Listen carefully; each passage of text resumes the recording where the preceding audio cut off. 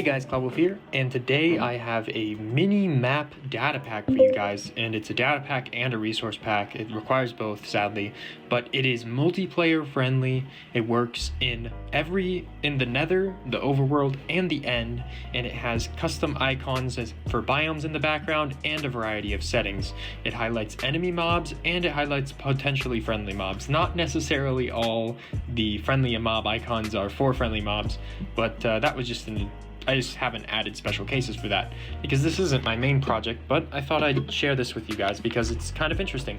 One thing to note is as I rotate, the biome little cubes, which I made 16 by 16 grid to make it more efficient and not as laggy, but the little biome cubes rotate with the way that I'm looking. So if I look over here, I see the right biome in front of me. Another feature is it does the same with mobs, of course. So if I drop an item is considered a mob and it'll show up blue. So as you can see, I'm looking at the mob and it shows the blue dot right in front of me, but if I turn around, the blue dot is behind me. So this map works for rotations, and it is better or worse depending on your zoom factor. And we'll go over that in a sec here. So basically some of the settings that you can mess with in this thing, and before we talk about settings, I guess I'll go over how to install it if you don't know how to install it. So what you want to do is you want to download the resource pack and the data pack from the description. Then you go into your %appdata%.minecraft. Then you go into resource packs and you drag the resource pack directly into this folder. Then you're going to go into saves, go into the world save that you want to put the data pack minimap in, go into data packs, drag the zip folder. It will be something like this. It will be a zipped folder called Minimap. Drag that directly into here, right click it, click extract here. Then once you extract it into this folder, you want to open it and make sure it says data impact directly inside it. So once it's in your world, you type /reload and you will have a minimap in the top right corner for every player, multiplayer friendly. And it'll say to anybody that's in creative mode only that your Minimap V1 is installed, and you can click for settings. So this is settings that are global. They're not specific to players. I could have done that, but I didn't really want to. This is just something that everybody will see, and it's not, people that are unopt can't change these settings. So you can change the biome background, so you can turn it off, which just makes it have a slightly darker transparency, but no biomes, so you can't see where the biomes are, but you still see entities. So you can see the little dot on my map moving around. So you can still see entities. Then also, I like it on anyway. Also, you can have rotate view off. So rotate view is the thing where when I turn, the biomes turn with me based on the way I'm looking.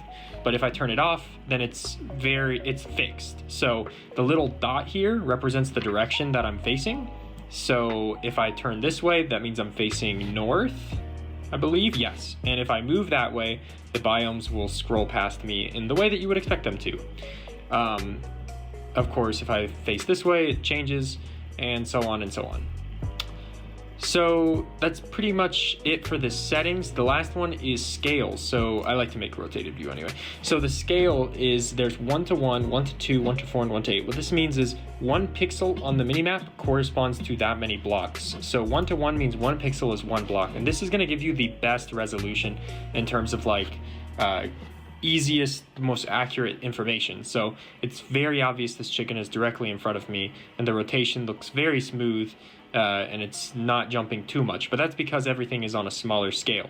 But when you upscale it, if you upscale it to 1 to 2, then it looks a little bit choppier and a little bit flashier, and that's just because you're covering, instead of a 15 by 15 area, a 30 by 30 area. 1 to 4 gives you a 60 by 60, which is the default setting, which I find to be the most useful minimap size. And then 1 to 8 is just the beefy OP 128 by 120 by 120 size, which gives you a lot of zoom out, so you can see things that probably you wouldn't see normally. And it's just really helpful.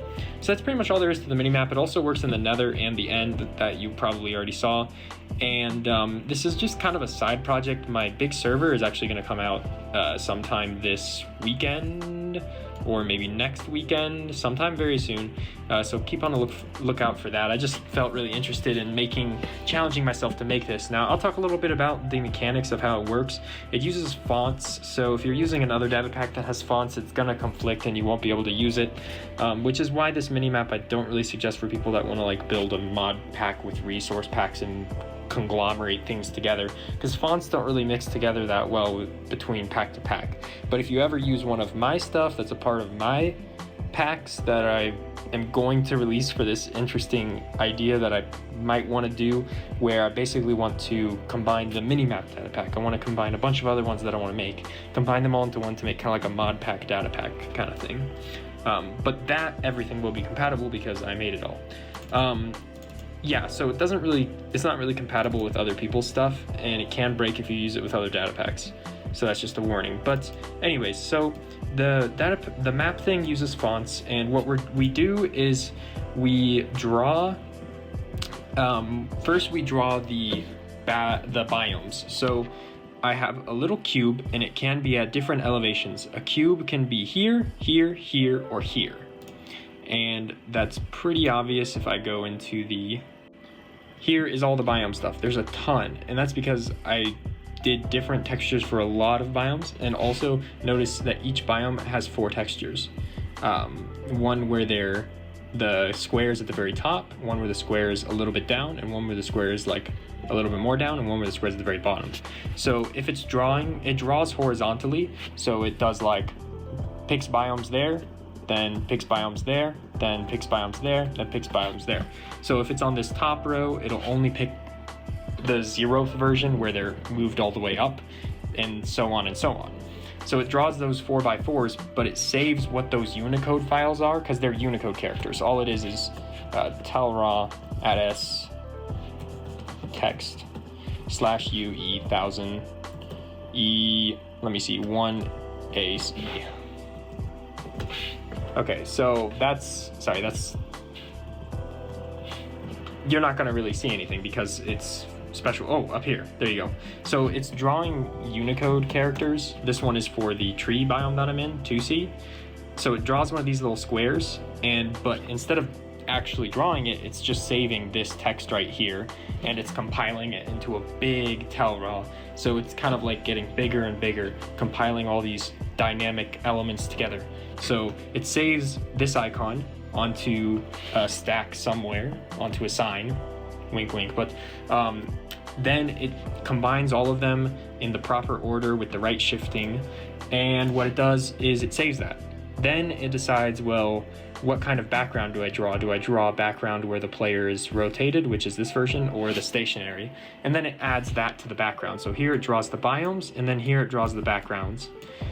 Then what it does is basically it says, well, depending on what your scale is, we're going to use different protocols, but we're all going to use the same protocol anyway, just shifted at different areas, because the scale determines how big of a region I check for. So this just makes the region bigger depending on the scale. But they all do the same function. And what that function does is it reads all the entities in that area. It says, what type of entity are you? Where's your coordinates? Okay, so if your coordinates are, it starts isometrically. This is kind of confusing to explain, so I'll probably keep it short. But it starts basically in this corner, gets all the coordinates, subtracts them from my coordinates. Then it does math with trig and sine to compute the new coordinates based on a rotation of axes. Because if I'm facing this way, that's all good. But if I'm facing this way, I need to be rotated, and all the dots need to be rotated by the same amount I am. So I use a transform on that to do the rotation. Rotate entity right here. And this is just the transform in math. The coordinates, it depends on sine and cosine, but I do that, and then once it's transformed, then I figure out, I use a kind of like a lookup table. So I use a lookup table, so I see, is their z value, what is their z value? Depending on their z value, you pick another function file, and that function file says, what is their X value? Depending on their X value, you save a different Unicode character. So basically, you get the coordinates, you transform the coordinates, you figure out where you're supposed to draw and save that extra Unicode character for that entity. Then the last extra trick I do is it tags nearby entities to say don't draw them. That way it minimizes the amount of commands it takes. So if two entities are within the same region of each other, like me standing on this, it wouldn't draw both of us. Of course, it is drawing both of us because that's just my default icon, but if we were on somebody else's map, it would just draw one dot there. Then lastly, I have a system so that the more players on your multiplayer server that you have this on, the slower the update speed is, which is good and bad, because if you're playing with 20 players, then you're only going to see the map update 1 time per second, and it'll be a lot slower. But if you're playing in single player, you're gonna see it 20 times per second. So you can mess with that. I just did that so that it's even more efficient and doesn't lag people out. But I really intended this for people just to play it with single player or something for fun. But anyways, other than that, that's pretty much it. If you guys thought this was cool, go ahead and leave a like. Give me any suggestions on what you think I should do next. But other than that, I'll see you in the next one. Peace.